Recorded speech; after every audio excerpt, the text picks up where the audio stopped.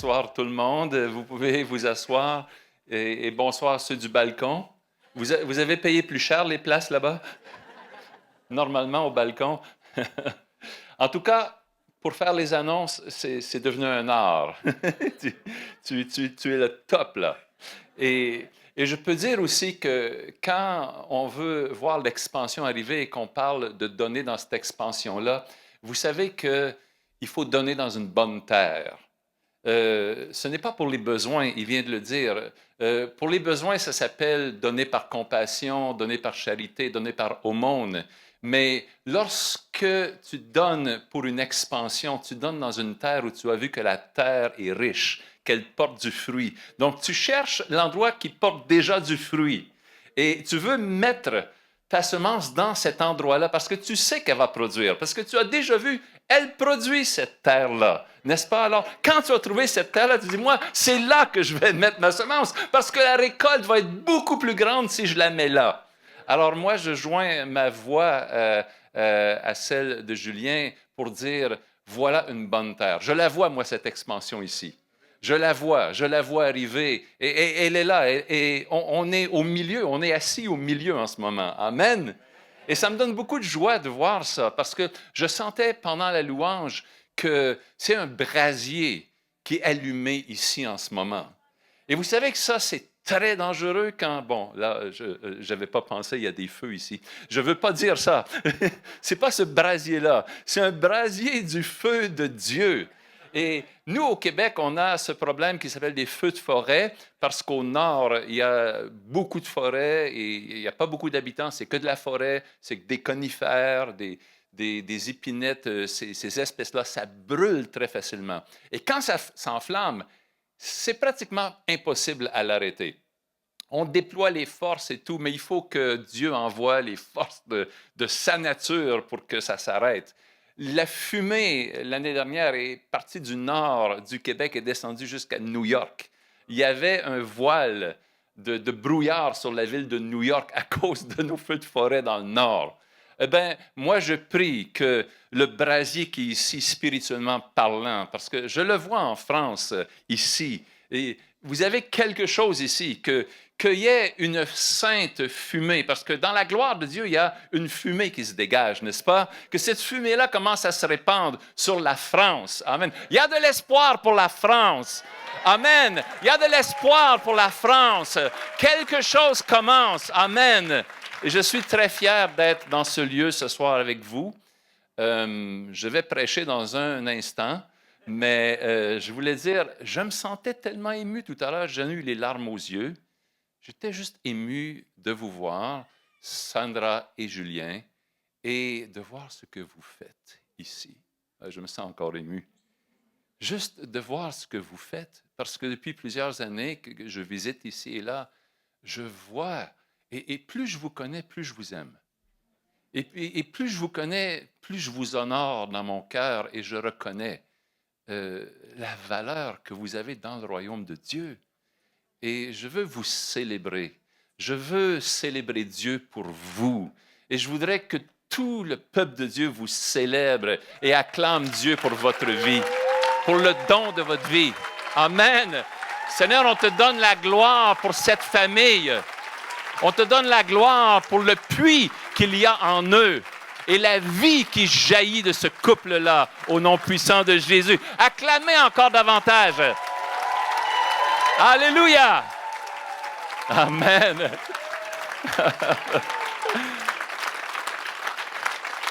Alléluia. Bon, vous savez, je suis entouré de communautés africaines chez nous. À l'Église, on a développé ce cœur-là pour accueillir et je suis habitué à faire célébrer les gens et puis à faire réagir. Donc, vous allez m'aider en réagissant très bien ce soir. Amen. C'est bon? Il n'y a pas grand-chose que j'aime mieux dans la vie que de me retrouver au milieu des enfants de Dieu. J'aime l'Église de tout mon cœur. Et parce que, bon, c'est là où j'ai rencontré Jésus. C'est vrai qu'on le rencontre n'importe où. Jésus fait ses rencontres où il veut, mais dans mon cas, ça se trouvait dans une assemblée d'église locale. Alors, je ne peux pas faire autrement qu'aimer l'Église. C'est là que j'ai rencontré Jésus. Et il a changé ma vie pour toujours. Alléluia.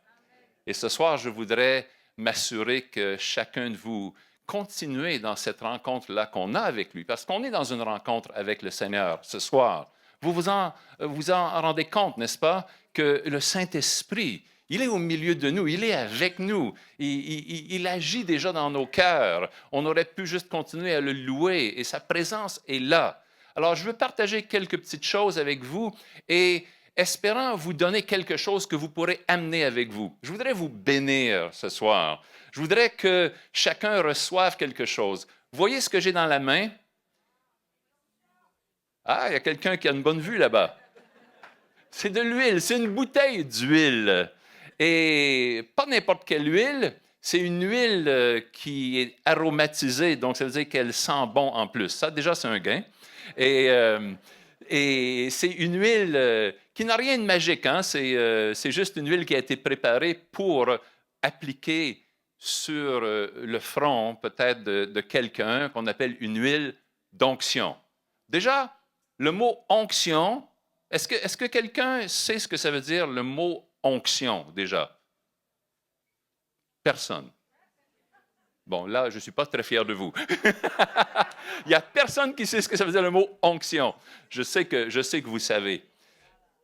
Le mot onction, pour ceux qui ne savent pas, c'est le mot qui veut dire appliquer de l'huile sur quelqu'un.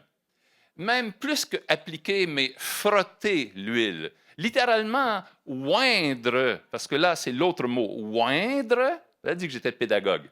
Oindre, ça veut dire appliquer de l'huile, mais frotter l'huile sur quelqu'un. Donc, quand on frotte l'huile sur quelqu'un, on dit qu'on oint cette personne-là, ou que cette personne-là a été ointe, ou que cette personne-là a reçu l'onction. Soit que par application ou déversement sur la tête. Tout ça, c'est l'onction. Amen. Je sais que vous connaissez ça parce qu'il y a un fameux passage qui est cher à cette maison dans Ésaïe 61 qui parle d'être oint, n'est-ce pas? Amen. Donc, ce soir, je voudrais vous proposer de faire une onction d'huile à la fin, après que j'aurai partagé quelques versets. Une onction d'huile pour ceux qui le désirent, en fait, pour tout le monde. On ferme les portes, vous ne pouvez pas sortir avant. On vous applique l'huile. et vous savez, certaines bouteilles, c'est un roll, ça roule comme ça. Hein? Moi, je n'aime pas beaucoup ça. Ben, je n'ai rien contre la bouteille, mais j'aime l'appliquer sur ma main et ensuite frotter. Parce que, je ne sais pas, j'aime le contact. Et puis, il faut que l'huile pénètre à l'intérieur. Il faut que la présence du Saint-Esprit aille vraiment à l'intérieur de nous. Amen. Maintenant, ce n'est pas à propos de l'huile, c'est à propos de la présence. C'est à propos de l'Esprit. Parce que dans la Bible, Dieu a voulu nous donner une association entre l'huile qui est utilisée pour l'onction, l'huile qui est souvent parfumée, et la présence du Saint-Esprit.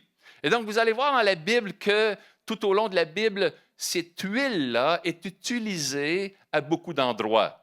Et elle est utilisée pour consacrer des instruments dans le tabernacle ou dans le temple. Elle est utilisée pour mettre des prophètes à part, pour mettre des rois à part, pour guérir des malades. Elle est utilisée pour plein de choses.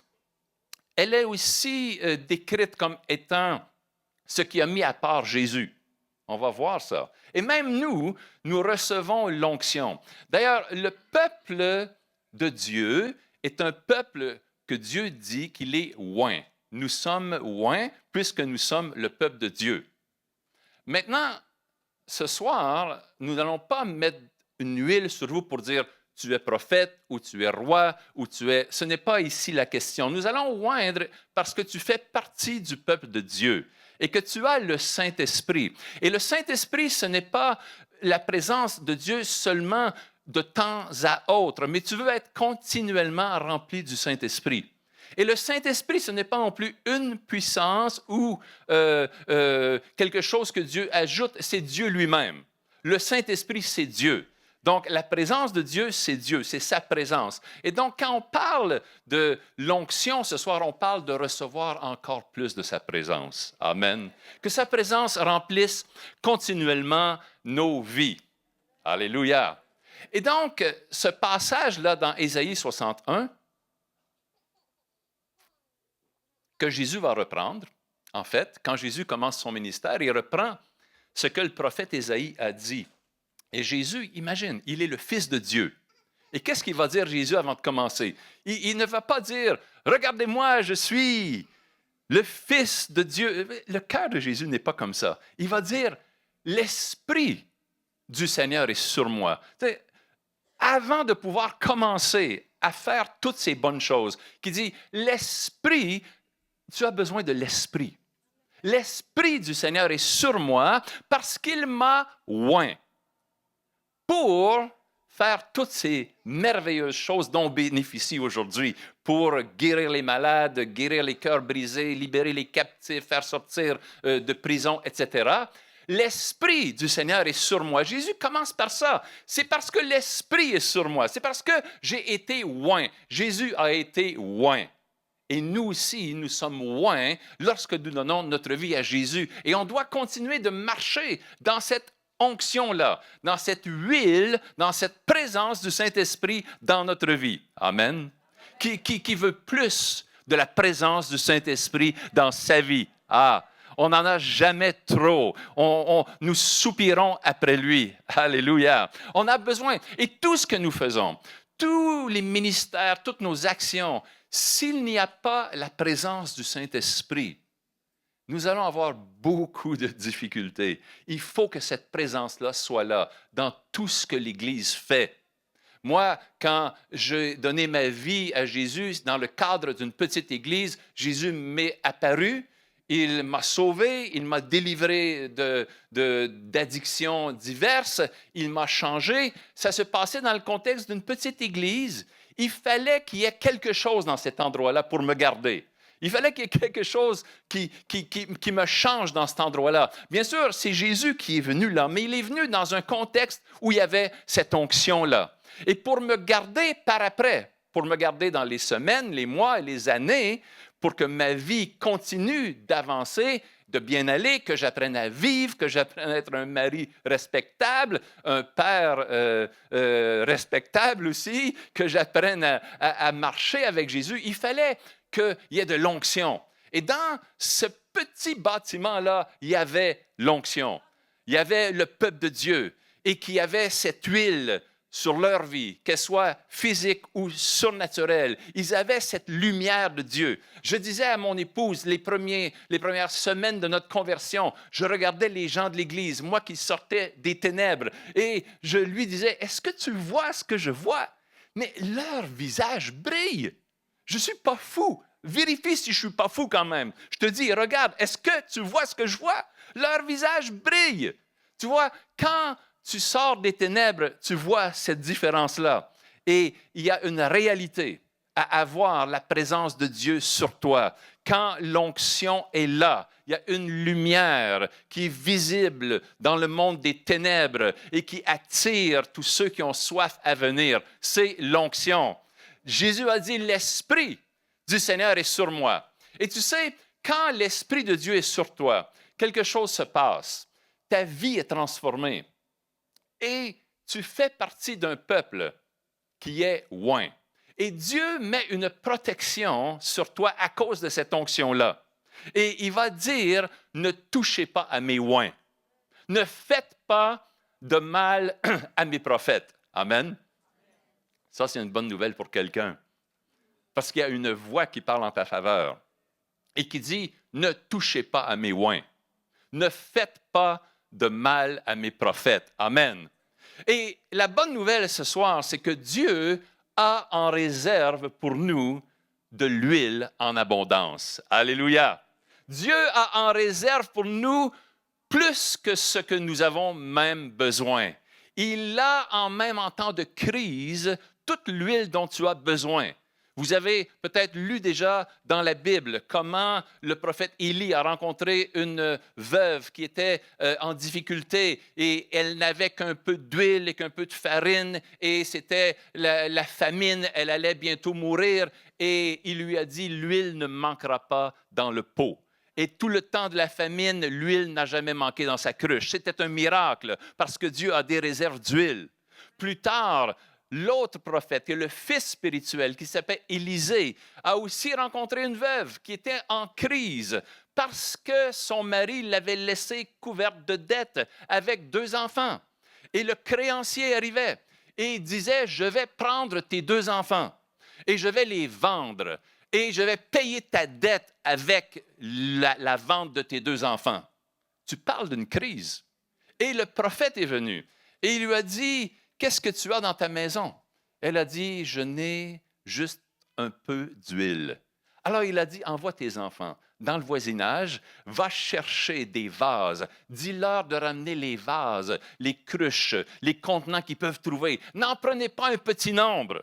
N'en prends pas un petit nombre. Quand tu vas devant Dieu, ne viens pas avec un petit nombre pour qu'il te donne une petite bénédiction. Amène tout ce que tu as. Il a en réserve tout ce qu'il faut pour te bénir. Ne viens pas avec des petits nombres. Alors, ils sont allés chercher des vases. Et donc, il a dit, commence à verser. Et dès qu'elle a mis à verser, un vase après l'autre, un vase, l'huile coulait de cette cruche. Mais cette cruche était connectée jusqu'au ciel. C'était du trône de Dieu. L'huile descendait. Tant que les vases étaient présentés, l'huile ne manquait pas. Elle a rempli tous les vases jusqu'au dernier. Et là, le prophète a dit, maintenant, va vendre ces vases d'huile et paye ta dette. Et avec l'argent qui restera, parce qu'il va même en rester, tu pourras vivre, toi et tes enfants. Alléluia! Dieu a en réserve de l'huile pour nos crises. Alors, nous ne craignons rien. Ne sois pas dans la crainte, ne sois pas dans le doute, ne sois pas dans l'incertitude. Dieu a en masse tout ce dont tu as besoin et davantage. Alléluia! Et tu sais comment ça fonctionne?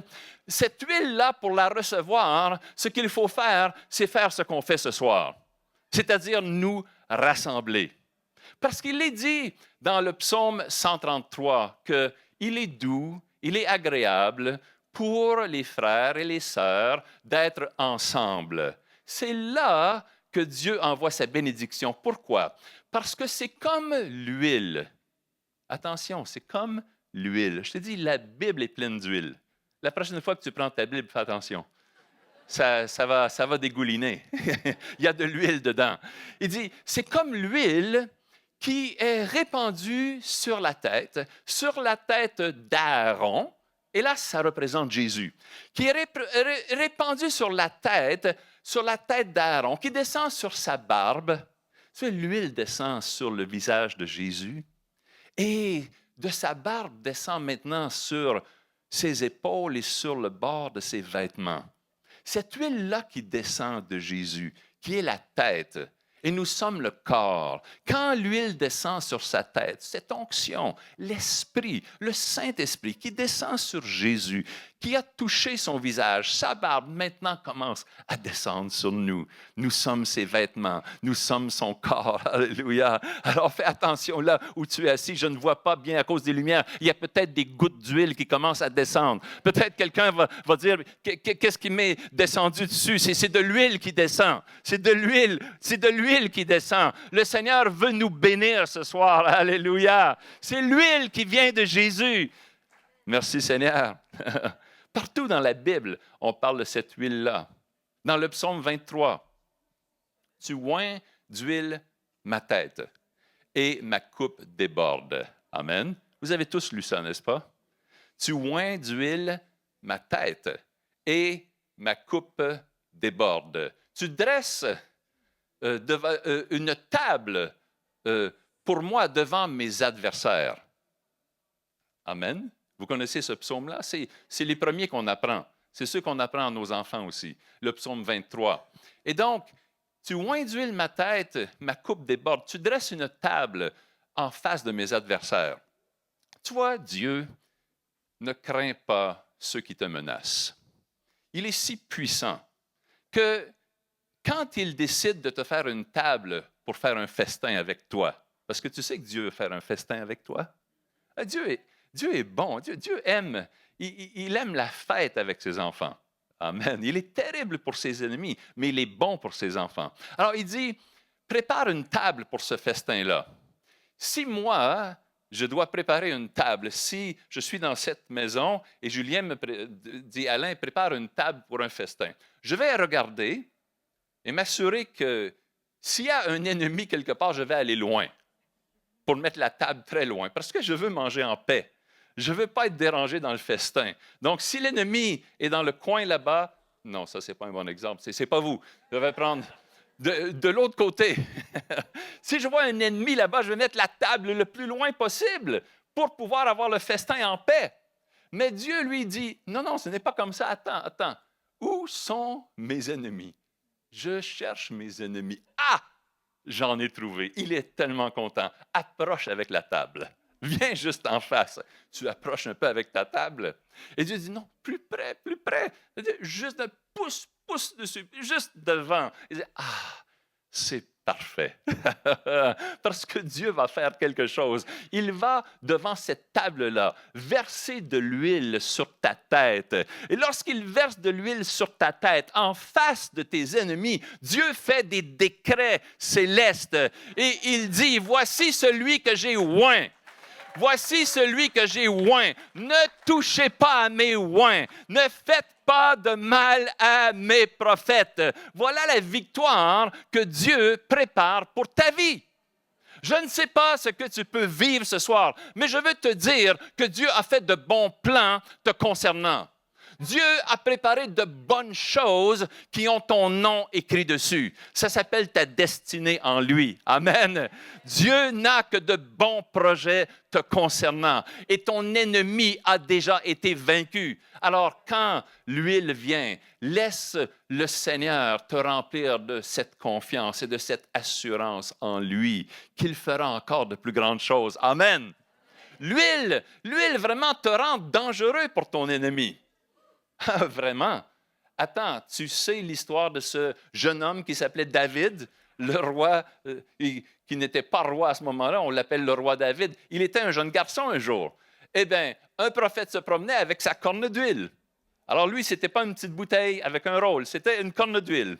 Alors il se promène, le prophète Samuel, et Dieu lui dit, va dans la maison d'Élie, je veux que tu oignes, mette de l'huile sur celui qui sera le prochain roi d'Israël. Alors, il va à la maison, il entre et il commence à voir les fils d'Élie. Alléluia. Et comme il y en a des beaux et des grands, il y en a des beaux et des grands ici, mais ce n'était pas lui. L'Esprit de Dieu lui dit non, pas lui, pas lui, pas lui. Et Samuel est avec sa corne d'huile, il cherche. Mais sur qui je vais verser cette huile-là? Et vous connaissez l'histoire, qu'à la fin, il dit, mais est-ce que tu n'as pas un autre fils? Et Élie, le papa, lui dit, ben, il me reste le petit, là, c'est celui qui est dehors avec les moutons. Lui, bon, il est trop jeune pour tout ça. Va le chercher. Et quand il entre, l'Esprit de Dieu dit au prophète, c'est lui, mets ton huile sur ce jeune garçon. Et la Bible dit que quand il a versé l'huile sur sa tête, attention, parce que certains de vous, Dieu veut vous toucher gravement ce soir. Quand il a versé l'huile sur sa tête, la Bible dit qu'à partir de ce jour-là et dans la suite des temps, l'Esprit saisit David. Que l'Esprit te saisisse ce soir. L'Esprit l'a saisi à partir de ce jour jusque dans la suite des temps. Alléluia. Et David a été changé. Alors tu le retrouves quelques semaines plus tard, qui va maintenant au champ de bataille parce que ses frères sont à la guerre. Son père l'envoie avec un petit lunch. On dit ça ici, un petit lunch, un sac avec un sandwich, un joyeux festin. On fait le Big Mac, t'as dit ici. Donc, le papa envoie David, va voir tes frères là, qui sont au champ de bataille avec le petit goûter. Ça, c'est bon aussi. Et David, qui est encore un adolescent, quand il arrive sur le champ de bataille, il se rend compte que ce dont ses frères ont besoin, c'est de beaucoup plus que d'un petit goûter. Parce que la situation est terrible. Il y a ce géant-là. Il y a ce géant qui s'appelle Goliath. Vous pensez que je suis en train de vous faire l'école du dimanche, là. Hein? Il y avait le gros géant, et puis il parlait comme ça. Et là, les enfants disaient « Ouh! » Et donc, il menace l'armée. Et David, qui n'est qu'un adolescent, dit « Mais qui est cet incirconcis? » Bon, je ne sais pas s'il a dit « incirconcis », c'est la traduction biblique, parce que les ados, habituellement, ce n'est pas les mots qu'ils utilisent. Il a dû dire quelque chose d'autre, mais on ne dira pas ce qu'ils ont dit. Ce qu'il a dit, on ne dira pas. Alors, mais bibliquement, il a dit « Quel est cet incirconcis qui insulte l'armée du Dieu vivant? » Et donc, de fil en aiguille, en tout cas, ce jeune homme-là se retrouve à aller devant le géant Goliath qui, lui, n'en revient juste pas. Il dit « Mais c'est quoi? Vous m'envoyez un enfant contre moi? Où sont les hommes de guerre? Vous me prenez pour qui m'envoyer un enfant? » Mais ce que... Il a peur du méchant Goliath. Hein? Ce que Goliath ne savait pas, c'est que ce jeune homme-là, l'huile avait touché sa tête. Alléluia! Attention, quand l'huile a touché la tête de quelqu'un, c'est quelqu'un de dangereux, de terrible pour les forces des ténèbres. Quand l'huile a touché ta tête, que ceux qui sont dans les ténèbres fassent attention. L'huile avait touché la tête de ce garçon et il a fait tomber le géant. Alléluia. Et c'est ainsi que Dieu veut conduire notre vie. Nous ne vivons ni dans la peur des ténèbres, ni dans l'incertitude de quoi que ce soit. Nous ne sommes pas tremblants devant les menaces parce que l'huile de l'onction a touché notre vie. Cette huile d'onction-là, c'est Dieu lui-même dans la personne du Saint-Esprit. Dès que nous donnons notre vie à Jésus, il vient, il nous couvre et il nous protège, il marche avec nous et nous apprenons à marcher avec lui. Nous allons de victoire en victoire. Amen. Alléluia. Et lorsque nous allons oindre votre front d'huile ce soir ou votre tête, c'est un rappel pour vous que le Dieu de l'onction marche avec vous. Le Dieu de cette onction-là est avec vous dans votre vie pour vous conduire vers des choses meilleures. Amen. Alléluia. Merci Seigneur. Gloire à Dieu. J'aime cette onction. Faites-vous des réserves d'huile. Faites-vous des réserves d'huile. Dieu en a beaucoup pour nous. Soyez comme ce que la Bible appelle les vierges sages, qui s'étaient faites des réserves d'huile. Tu vois, ce soir, dans une soirée où Julien ne pouvait plus tenir en place, il est venu au milieu de la louange et dit « La présence de Dieu est ici. » Et il avait raison. C'est le temps de faire des réserves d'huile. C'est le temps d'emmagasiner, c'est le temps de recevoir, c'est le temps d'être transformé, c'est le temps d'être huilé du ciel et que ta vie puisse être remplie et que tes vases soient remplis. Ce soir, fais-toi des réserves d'huile. Amen. Ah, l'huile. Quand tu pries, tu fais des réserves d'huile. Quand tu viens au culte, le samedi soir, tu fais des réserves d'huile. Quand tu participes aux programmes qui sont mis sur place à Zoa, à tout ce que vous faites, tu te fais des réserves d'huile. Pour chaque... Quand tu lis la gloire du lieu secret, tu te fais des réserves d'huile. Alléluia. Merci Seigneur. Fais-toi des réserves d'huile. Pendant 10 jours, les disciples, les 120 disciples, après que Jésus est remonté au ciel, étaient en train de prier pendant 10 jours avant la Pentecôte. Ils se faisaient des réserves d'huile.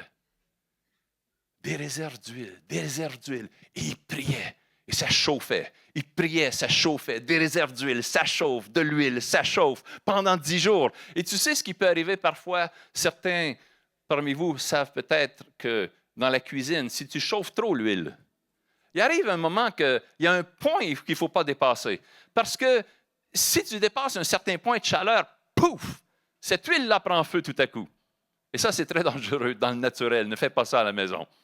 Donc, tous ceux qui sont en ligne, nous avons dit, ne le faites pas à la maison. Donc, si tu chauffes l'huile très fort, ça va prendre en feu. Et voilà qu'ils étaient là, les disciples, pendant 10 jours. Ils prient l'huile, ils la magasinent, ils chauffent. Et au jour où Dieu a choisi de la Pentecôte, eh bien, cette huile-là qu'il est en train, lui, dans le ciel, de déverser sur son Fils, parce qu'il est en train de le couronner roi des rois, Seigneur des seigneurs, qui verse de l'huile sur lui. L'huile descend sur Jésus, descend sur les disciples qui sont dans cette chambre de la Pentecôte, qui prient, qui chauffent, et que l'huile, et tout à coup, pouf! Le feu descend. Alléluia. Des flammes de feu apparaissent au-dessus de leur tête. Et c'est une flamme et c'est une expérience extraordinaire qui fait naître l'Église à une autre dimension. Parce que cette huile-là a été alimentée, a été chauffée et Dieu a visité. Que Dieu nous visite ce soir. Que Dieu te visite dans l'intérieur de ton cœur et qu'il fasse quelque chose pour ta vie ce soir. Amen. Et ce n'est pas quelque chose qui est seulement de l'invisible. Parce que Dieu, parfois, il se plaît à nous toucher de façon visible. Il est le Dieu qui prend tous les moyens pour nous rejoindre. Et dans quelques instants, on va vous inviter, on va procéder à commencer à vous oindre d'huile. Pas moi seulement, mais il y aura une équipe et on va appliquer de l'huile sur vous. Et on va juste prier pour vous, pour que cette présence-là de l'Esprit soit dans votre vie et augmente encore et soit continuelle. Amen. Et je me souviens de cette fois-là parce que je suis content d'être avec Éric et Michael parce que je me souviens de ce temps à Perpignan. Et c'était il y a quelques années de ça, il n'y a pas si longtemps, une dizaine d'années.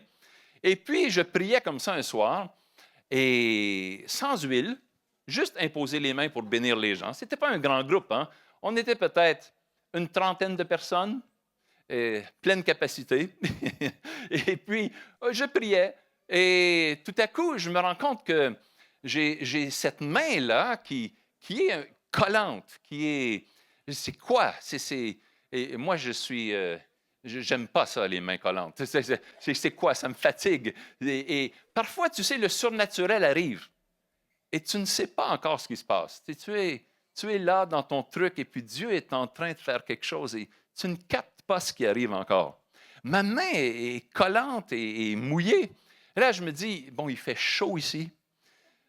Peut-être le dernier gars là, sur qui j'ai mis ma main, il est en sueur, tu vois. Je réfléchis dans mon homme à moi. Et puis, je dis, donc, j'ai pris ça sur sa tête, je pense. C'est sa sueur, quelque chose, il a chaud, OK, pas de problème. Je vais continuer, je vais passer, essuyer sur la prochaine tête. Et de tête en tête, ça va partir. Les pasteurs, les apôtres, tout ça, c'est pas toujours parfait, vous savez. Ma femme, elle me dit, raconte pas ça.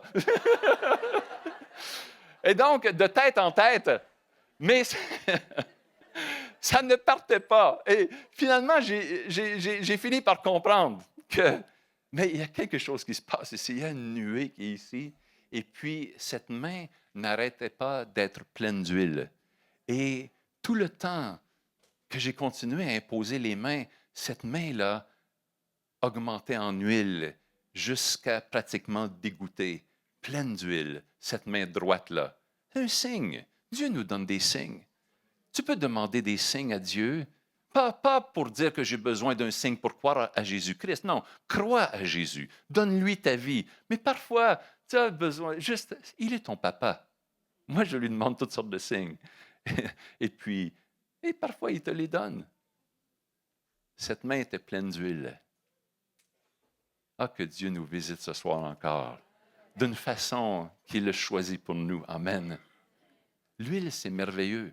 Jésus a été oint d'huile et par son Père, parce qu'il y a des psaumes qui disent « Ton Dieu t'a oint d'une huile par privilège au-dessus de tes collègues.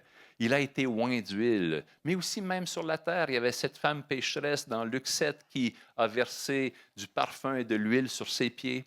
Et plus tard, Marie de Béthanie, avant que Jésus aille à la croix, aussi a versé un parfum, parce que le parfum et l'huile, c'est intimement lié. Je pense que vous savez que si vous voulez offrir un parfum de qualité à quelqu'un que vous aimez, offrez un parfum qui a de l'huile dedans. Comme ça ne va pas s'évaporer en 30 minutes. Quand il y a de l'huile, le parfum va rester toute la journée. Donc, quand elle a versé ce parfum de grand prix sur Jésus, Marie de Béthanie, c'est un parfum qui était huileux. Et tu peux penser qu'avec les cheveux qu'il avait, l'huile qui était versée sur lui, ce parfum-là, il ne part pas rapidement. Si tu as quelqu'un qui te verse une bouteille, ce qu'on ne fera pas ce soir, en tout cas, ce n'est pas prévu jusqu'à maintenant, quelqu'un qui te verse une bouteille d'huile sur la tête comme ça, tu vas aller prendre ta douche si tu as des longs cheveux, comme plusieurs parmi vous, ça ne va pas partir. Le shampoing ne va pas tout enlever d'un coup. Ça va rester. C'est de l'huile. Et tu peux imaginer Jésus qui, quelques jours avant d'aller à la croix, d'ailleurs, il a dit, elle a fait cela pour ma sépulture, c'est-à-dire pour que j'aille au tombeau avec. Tu peux voir Jésus sur la croix qui, peut-être, avec la sueur, le sang, les souffrances, peut-être, quelques effluves de ce parfum d'huile qui restait, je ne sais pas. Et peut-être qu'un jour, lorsque nous allons nous présenter au ciel et que nous allons sentir ce parfum qui est là, et qu'on demandera peut-être à un ange, mais c'est quoi ce parfum-là? Il va dire, mais tu ne sais pas. Mais c'est le parfum qui a été versé sur la tête de Jésus. Ce n'est jamais parti. Il reste pour l'éternité. Ah, qu'on puisse sentir son parfum ce soir. Je ne sais pas si vous avez déjà eu l'expérience de sentir le parfum de Christ. Il a un parfum particulier. C'est une des expériences dont il m'a fait la grâce de pouvoir avoir à de nombreuses reprises dans le lieu secret. Le parfum, l'huile qui est sur lui. Qui puisse ouvrir même nos sens spirituels ce soir pour sentir, pour goûter, pour toucher et pour laisser son esprit faire une œuvre à l'intérieur de nous. Amen. J'allais l'inviter. Est-ce que ceux qui vont nous aider à faire une onction d'huile peuvent s'approcher, l'équipe que vous avez préparée? Et si tu es malade ce soir de quelque chose, que ce soit une souffrance dans ton corps ou dans ton âme, les apôtres allaient et oignaient d'huile les malades et les malades étaient guéris. Donc, demande à Dieu pour cette guérison. C'est un moment propice. Et c'est toujours le bon moment de demander à Dieu. Mais ce soir en particulier, demande-lui. Et demande-lui aussi l'intervention dont tu as besoin au plus profond de toi. Pour te soulager, pour te bénir, pour te consoler, Alain.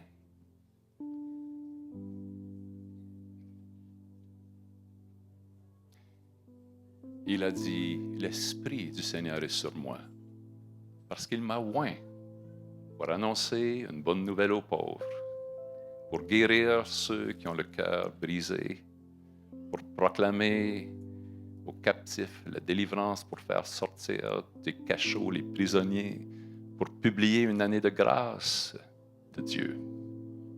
Nous publions cette année de grâce sur votre vie.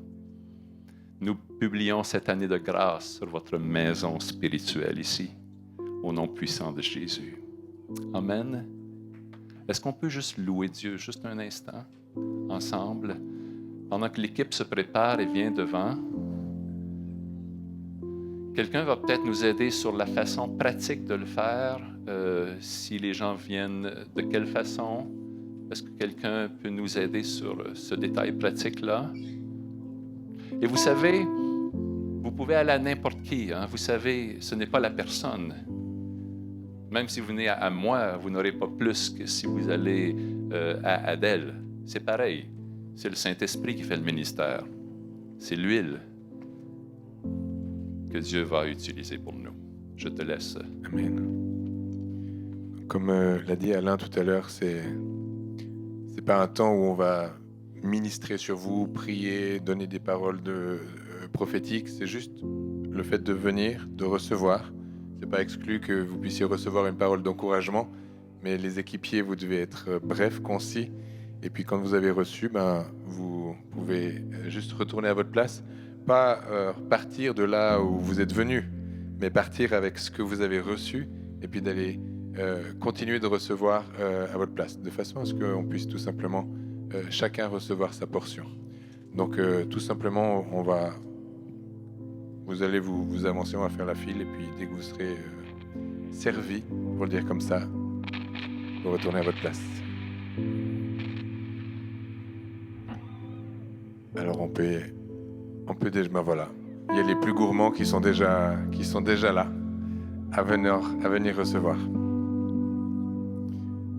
Peut-être favoriser le fait que les hommes, vous allez auprès d'un homme, les femmes auprès d'une femme. En général, on est à la proportionnelle, on marche assez bien.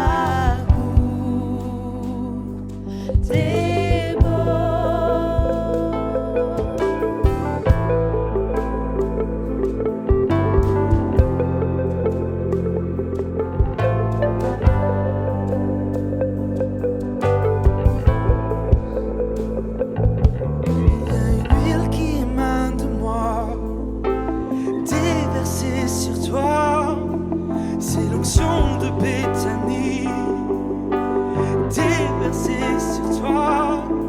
Il y a une huile qui émane de moi, déversée sur toi, c'est l'onction de Béthanie, déversée sur toi.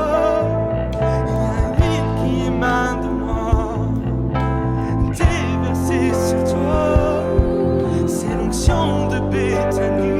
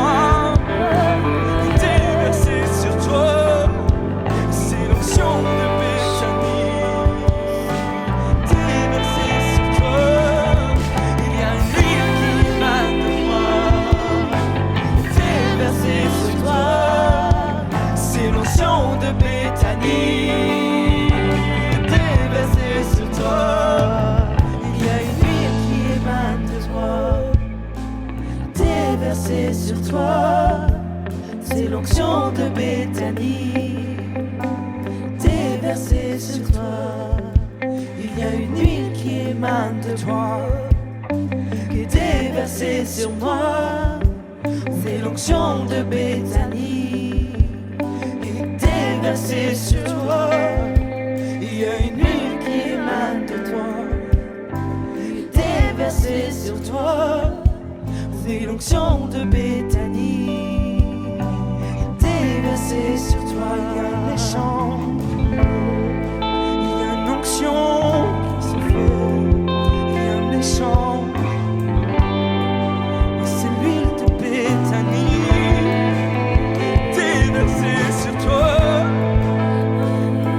Il y a un échange, alors que tu demeures pour moi et que je demeure en toi.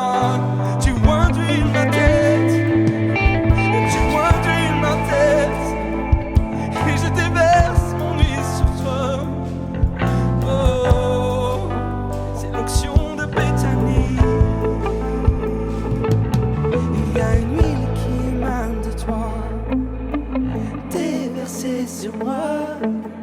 C'est l'onction de Béthanie, déversée sur toi.